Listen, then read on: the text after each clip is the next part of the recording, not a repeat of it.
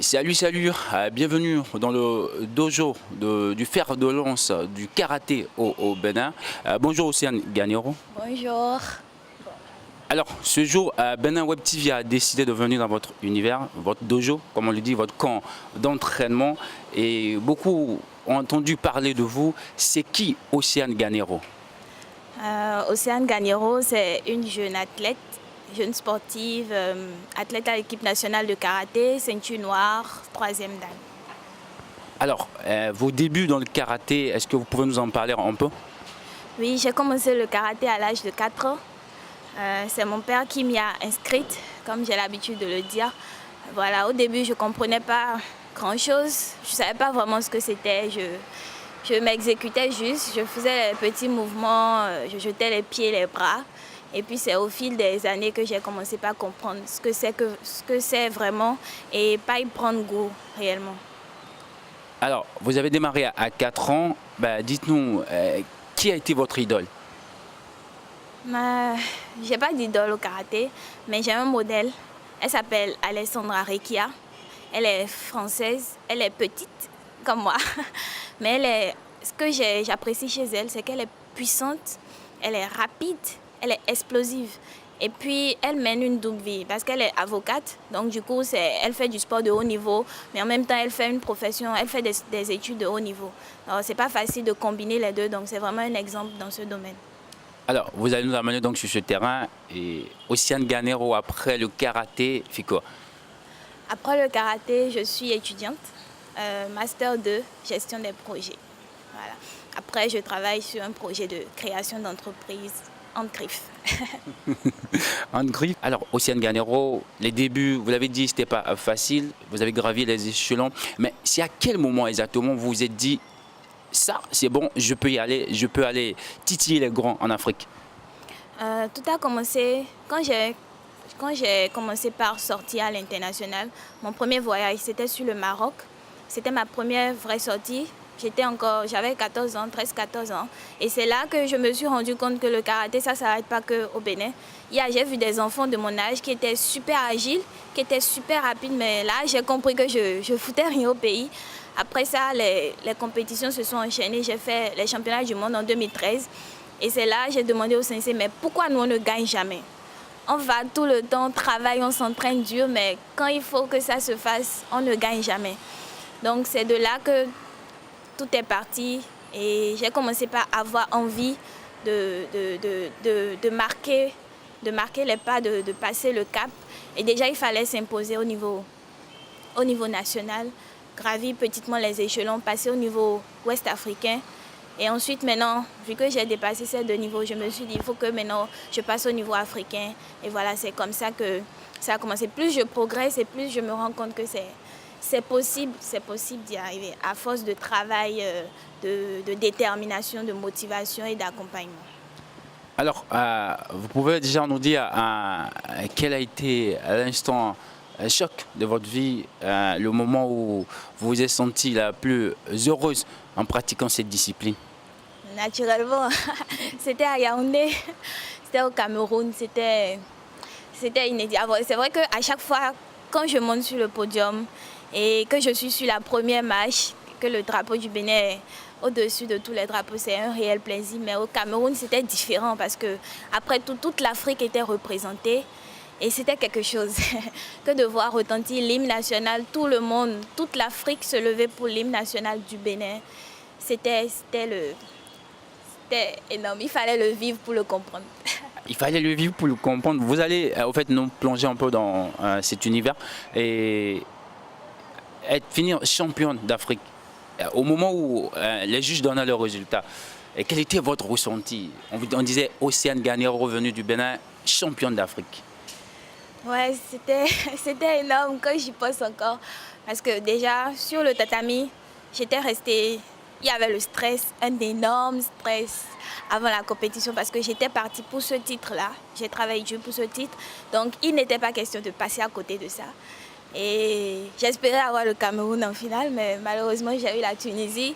C'était vraiment pas gagné d'avance. Et quand j'ai démarré le combat, je me suis dit là, tu n'as pas d'erreur à commettre. Je suis restée concentrée du début jusqu'à la fin du combat. Le premier jet que j'ai fait, les arbitres n'ont pas suivi. C'était un point, mais ils n'ont pas donné. Ça aussi, ça fait partie du combat. Et c'est sur le deuxième, j'ai repris la même chose. Et c'est là que j'ai pris un Uramawashi, Kizami Uramawashi, où j'ai pris un 3 points. Donc là, l'adversaire, je l'avais déjà mis en difficulté parce qu'il y a ce qu'on appelle le Senshu au karaté. Et avec le Senshu, c'est le premier qui prend le point. Généralement, c'est lui qui gagne le combat, si l'autre n'arrive. Parce que s'il prend le premier point, c'est que toi, l'adversaire, tu dois prendre 1 point et 2 points. Parce que si vous finissez 1-1, c'est celui qui a pris le premier point qui gagne. Donc là, moi, j'ai pris 3 points directement. Il fallait qu'elle monte à 4. Donc comme je savais que j'avais cette ascendance, il fallait gérer le combat et tout ça. Donc je suis restée vraiment très, très concentrée dans le combat. Et après, c'était... C'était la gloire. Ah ben, dites-nous, il y a beaucoup qui ne savent pas, vous compétissez dans quelle catégorie? Je fais senior, moins de 55 kilos. Voilà. Waouh, senior, moins de 55 kilos, championne. Ben, comme tout athlète, c'est vrai, on a parlé des moments de ouf. Ben, sûrement, vous avez connu des moments de peine, un peu, moments douloureux, comme on le dit. Vous pouvez nous parler d'un seul moment où vous avez vécu vraiment le calvaire? Il y en a eu tellement. Il y a eu des moments où on a dû dormir à l'aéroport, des fois. Mais ce qui m'a le plus marqué, c'était toujours à Yaoundé. Parce que comme on dit, plus le sacrifice est grand, plus le témoignage il est grand. Donc c'est toujours Yaoundé parce que je me rappelle, je pense que Chestine est là. On était partis, Dieu seul sait les conditions dans lesquelles nous sommes partis.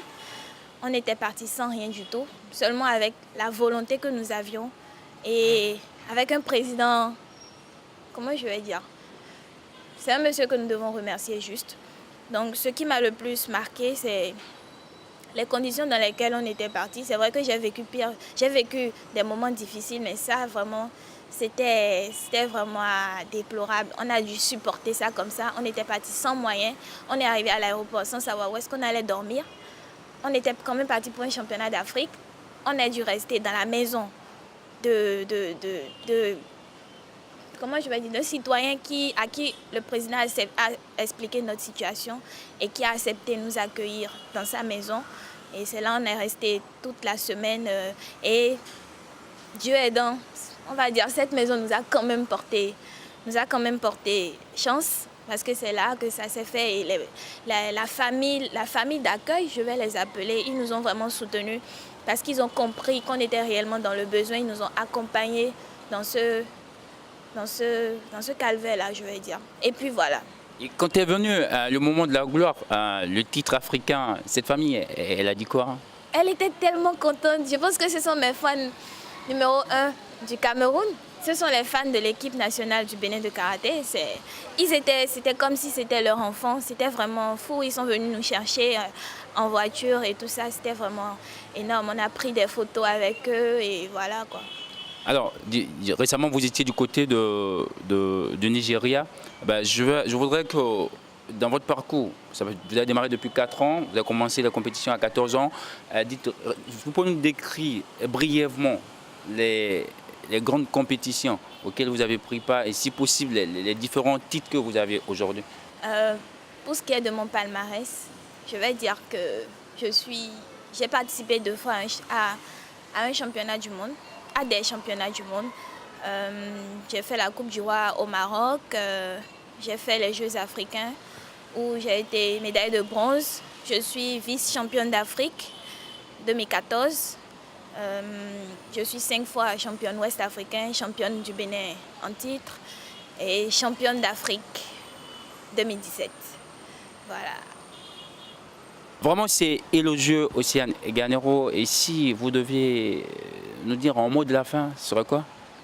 Un mot de la fin.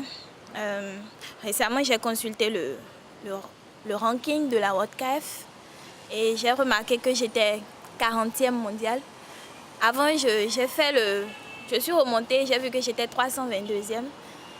Et c'est là que je me suis rendu compte que le travail qui est en train de se faire depuis toutes ces années, maintenant, c'est en train de payer. Alors, je tiens d'abord à dire un sincère merci à tous ceux qui ont contribué à ces résultats.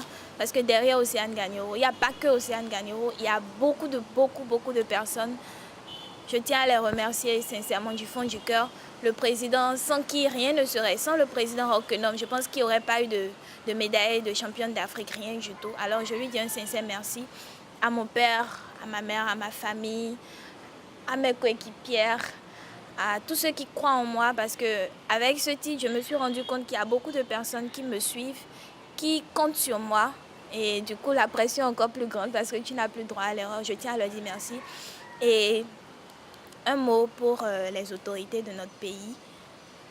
J'aimerais leur dire jusque-là, nous avons travaillé avec passion, parce que je pense que sans la passion, on aurait arrêté depuis longtemps. Nous avons tenu bon et nous avons pu faire ces résultats sans moyens. Aujourd'hui, le karaté est une discipline olympique et plus rien ne pourra se faire comme avant.